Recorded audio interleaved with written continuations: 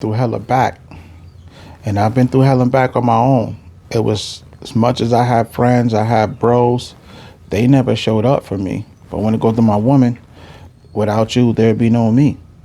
I've been through the ringer.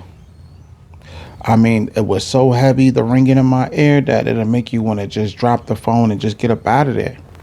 And it's like when the vibrations is off and the person on the other line is fake, it's phony, or you got to hear something you don't want to hear. It's hard to deal with at time and cope when you don't have the direction.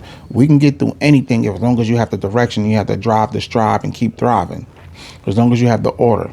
As long as, you know what I'm saying, you have the discipline. You know what I mean? As long as you have control, you're obedient, and you have the structure, and you know how to stay grounded when the devil knock on your door. When you don't, it's going to be off. It's going to be it's going to be a reckoning. And that's why I love my women, because without you there's no me. I'm telling you, I've been through some things that in my life, just spiritual warfare. You know what I mean? And spiritual warfare is basically known as when you deal with a lot of satanic and demonic activity. I deal with a lot of war in my mind. That's basically when you hearing things and you seeing things. That's basically the same time demonic activity.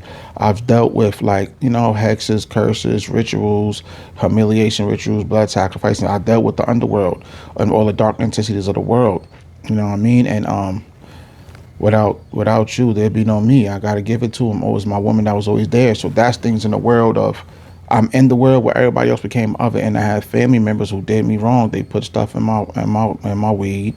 They dusted me. You know what I mean? I walked on water and bouncing chemicals, and that's how that went. I had to go through war in the flesh. You know how everybody said they got war in the flesh. I've really been through it, the war in the flesh, and skin and hair, everything of mine that I was living, it started to like die out, like skin. I still wanna, and they labeled me schizophrenic and bipolar and psoriasis because they didn't want to tell people that what came with, when people put stuff in your weed, they put in your drinks, put in your food, and it was like it was family.